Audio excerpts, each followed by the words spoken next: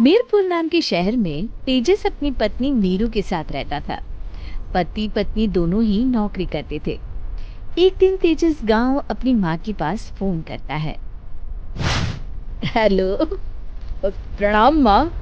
जीते रहो माँ, तुम दादी बनने वाली हो हैं? अरे वाह, ठीक है बेटा, मैं कल ही आती हूँ। जब माँ जी शहर पहुंची तो बेटे बहू ने बहुत अच्छे से स्वागत किया। लीजिए माँ जी, चाय। अरे गर्मा गर्म पकोड़े ले आओ माँ के लिए। नीरू रसोई में गई और 2 मिनट में ही पकोड़े ले आई। जी, ये लीजिए। बहू, जादू से बनाए हैं क्या? अभी तो रसोई में गई थी। यम्मी। माँ जी, शीला रसोई में पकोड़े तल रही है, मैं बस लेकर आई। हे भगवान, मेरा धर्म भ्रष्ट कर दिया तूने। अब तो गंगा जल से शुद्धिकरण करना होगा। दूसरे दिन, माँ जी, मैंने नाश्ता बना दिया है, ऑफिस जा रही हूँ। पर अभी तो घर का सारा काम पड़ा है। शीला आती ही होगी, झाड़ू पोछा बर्तन कपड़े वो सब कर लेगी। हमारे जमाने में घर का सारा काम हम ही करते थे। जी माँ जी, आप बहुत होशियार हैं, मैं घर ऑफिस दोनों नहीं संभाल पाती। तो जरूरत क्या है घर से बाहर जाकर चाकरी करने की? वैसे भी घर का काम खुद करने से घर में बरकत आती है, समझी? पर माँ जी, पर वर कुछ नहीं, इस महीने की पगार मिले फिर ऑफिस बंद। हाँ। रात को नीरू तेजस से कहती है, सुनिए जी, माँ जी बोल रही थी कि मैं नौकरी छोड़ दूं। वैसे ठीक ही तो है, अभी तुम्हें आराम की जरूरत है।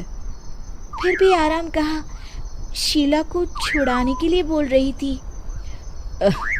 तो अब 24 घंटे में इतना काम तो कर ही सकती हो। पर जॉब पसंद है मुझे, घर पर मन नहीं लगेगा। अगले दिन जब दोनों ऑफिस के लिए निकल रहे थे, मेरी तो कोई कीमत ही नहीं है इस घर में।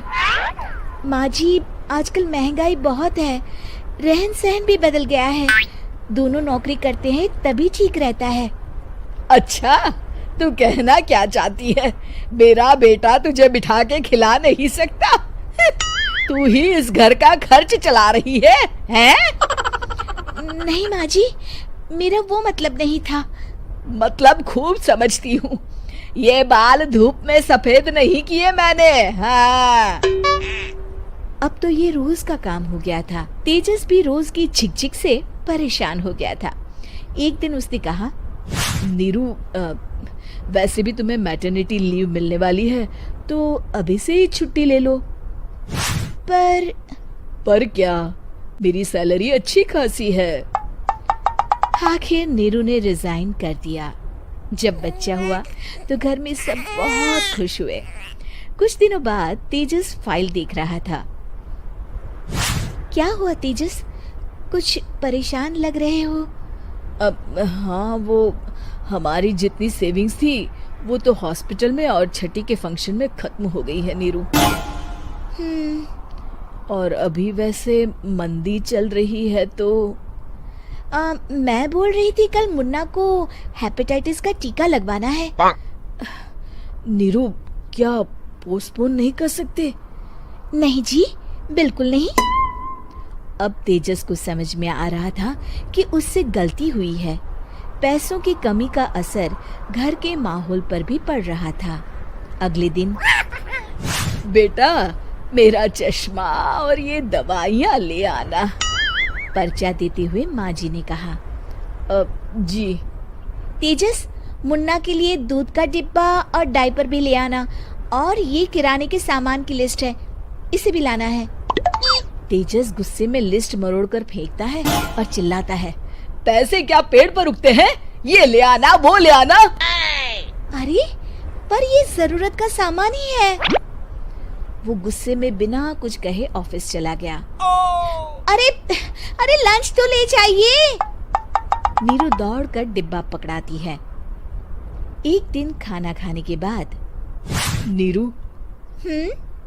अब तो मुन्ना कुछ बड़ा हो गया, तो अब तुम वापस ज्वाइन कर लो ना जॉब।